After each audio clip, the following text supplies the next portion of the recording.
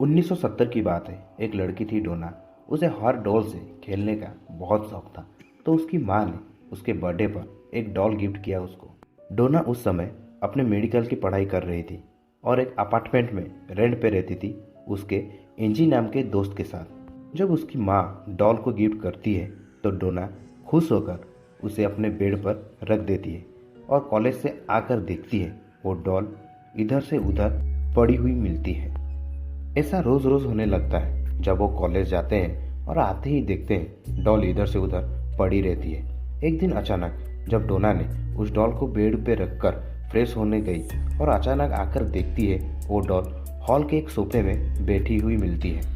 ऐसा हर रोज होने लगता है। मगर एक दिन जब डोना और एंजी घर वापस आकर देखते हैं तो वो देखते हैं उनके घर पर सब कुछ बिखरा हुआ पड़ा रहता है और हर पेपर्स पे लिखा हुआ होता है हेल्प।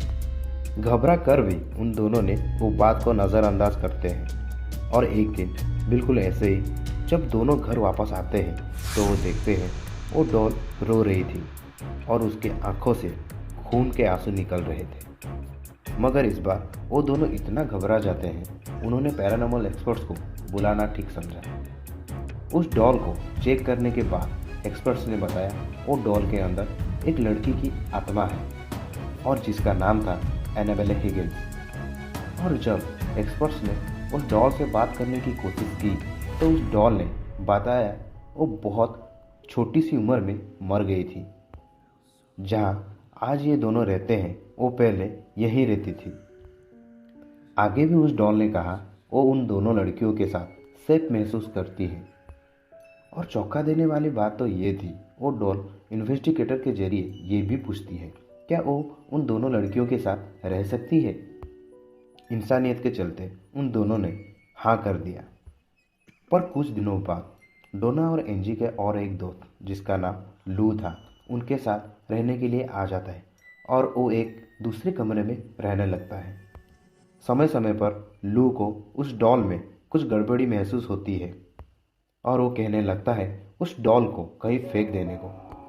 पर इन्वेस्टिगेटर ने कहा था वो डॉल सिर्फ 7 साल की बच्ची थी जो प्यार चाहती थी और किसी को नुकसान नहीं पहुंचाना चाहती। पर डोना नहीं जानती थी वो लू का बात ना मानकर कितनी बड़ी भूल कर रही है। एक रात जब लू अपने कमरे में सोया हुआ होता है तो अपने आप को पैरालिसिस टाइप कुछ महसूस करता है और वो घबरा जाता है। तभी उस कमरे में किसी छोटी बच्ची की हंसी सुनाई देती है। जब वो दूसरी तरफ देखता है तो एनाबेल डॉल उसकी तरफ बढ़ती चली आती है।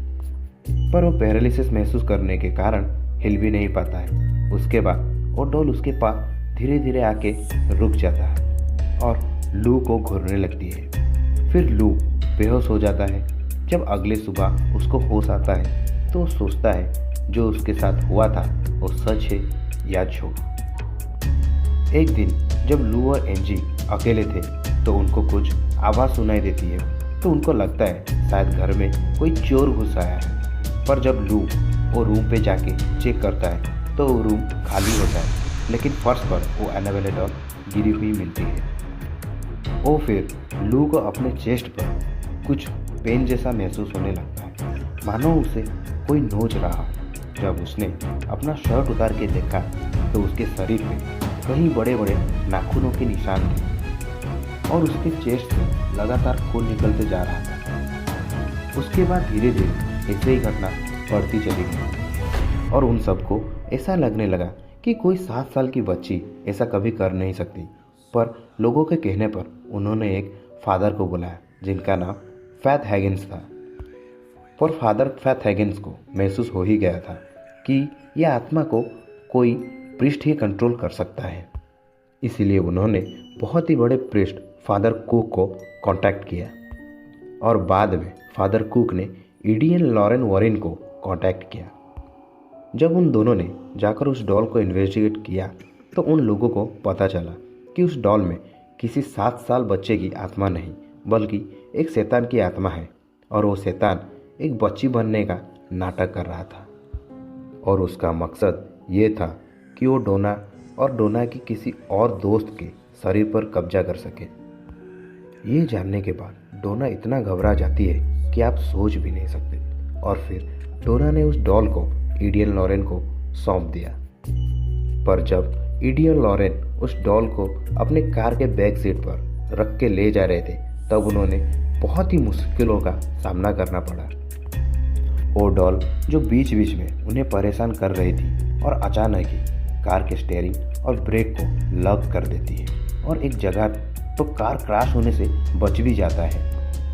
तब उन्होंने आखिर में होली वाटर छिड़क कर उस डॉल को शांत किया और वो कामयाब भी हो गए और फाइनली अपने घर पहुंच ही जाते हैं। पर वो डॉल उनके घर पर भी वैसे ही परेशान करता रहता है।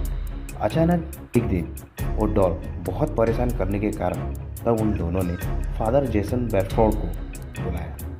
फादर जेसन ब्रैडफोर्ड ने गुस्से में उस डॉल से बात की और गुस्से में बोलते बोलते बोल गए कि तुम सिर्फ और सिर्फ एक डॉल हो और किसी को नुकसान पहुंचा नहीं सकते। और ये बात कहकर अपने घर चले जाते हैं और थोड़ी देर बाद ईडी और लॉरेन को कॉल आता है कि फादर का एक्सीडेंट होते होते वो बच गए हैं।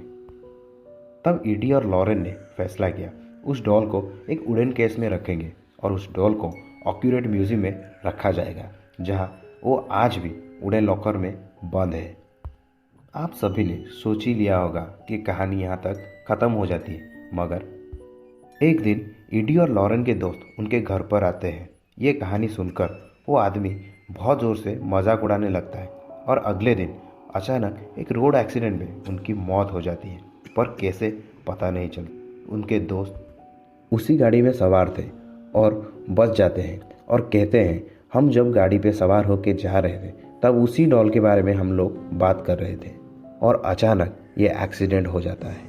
पता नहीं मैं कैसे बच गया, मगर आज तक भी वो डॉल उसी बॉक्स में कैद है और उसे एक श्रापित डॉल मान लिया गया है। पर आज भी वो डॉल का खौफ ख़त्म नहीं हुआ है।